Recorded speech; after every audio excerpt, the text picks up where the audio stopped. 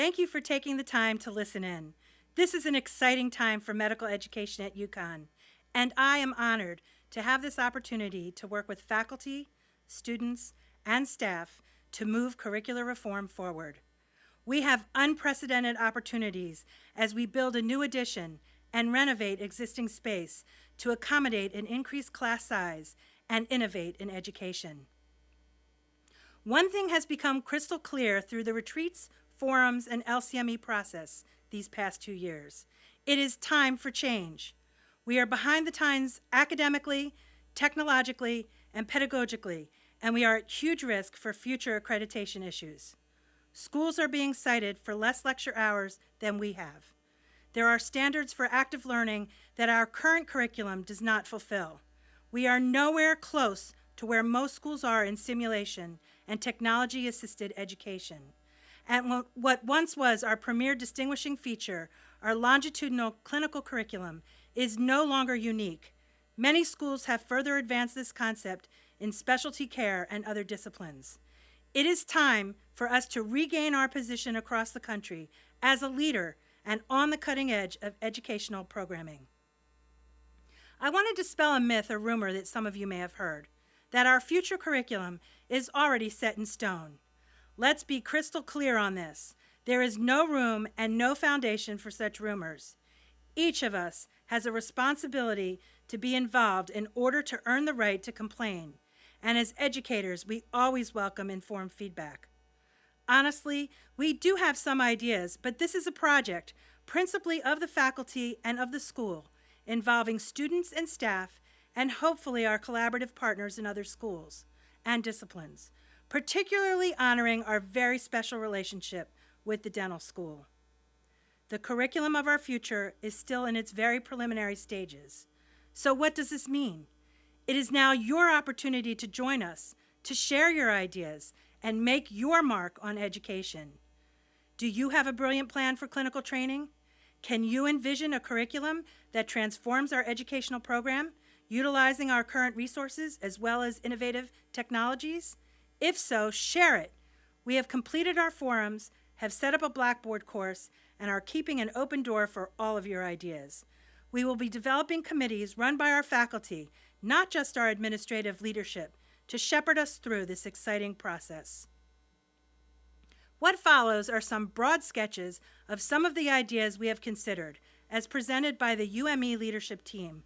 But remember, everything is subject to change, and I encourage you to be the force of change and to take these broad strokes and help us craft the curriculum of the future. We're going to start off talking about the anatomy program, which is slated to be a showpiece of our revisioned curriculum. The building renovations and additions that will be completed in 2016 have allowed for a large, open, bright anatomy space that sits as the cornerstone of our revised space.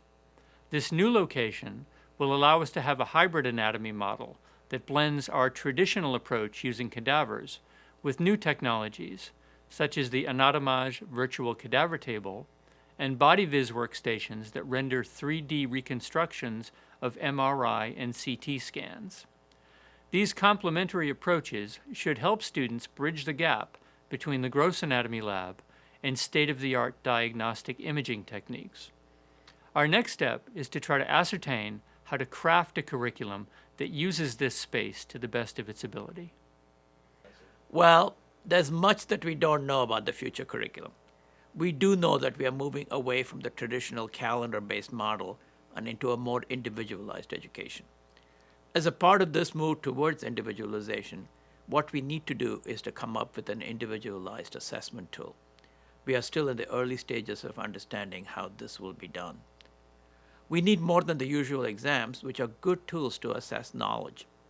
However, what we really need are tools to assess the acquisition and mastery of skills. The problem we have to confront is that skill-based assessments are observational. This raises the specter of subjectivity and the lack of uniformity of assessment across students. We have to assess tools that remain quantifiable, robust, and most importantly, objective. This is a challenge, but I'm sure we are up to it. One of the strengths of our present curriculum is our excellent clinical teachers across the community, UCONN, and our affiliates. This is certainly not going to change. We'll need to make adjustments to schedules and the way we think about revolutionizing rotations and clerkships in order to provide the most effective training and to accommodate the rising need for community preceptors in the state. Our student continuity practice program will continue as a major component of our curriculum, but here too, we have the opportunity to refresh its purpose and to assure that students are prepared to enter the current climate in which we practice medicine now and in the future, with the most relevant and well-rounded skill set. Our students will always be out in the community working hands-on with patients and playing an active role in medical care in our state. As TV mentioned, one of the major components of our proposed vision is individualized education, focusing on the unique characteristics of each student. This means that our concept of what it means to be a teacher in our curriculum will change. We propose to remove the formal lecture component, as we know it right now, wherein a faculty member stands up in front of a room of students, and change that model to one that is more technologically advanced and maximizes the time for both the student and the teacher. Additionally, we want to put more focus on small group instruction, mentoring, and individualized instruction.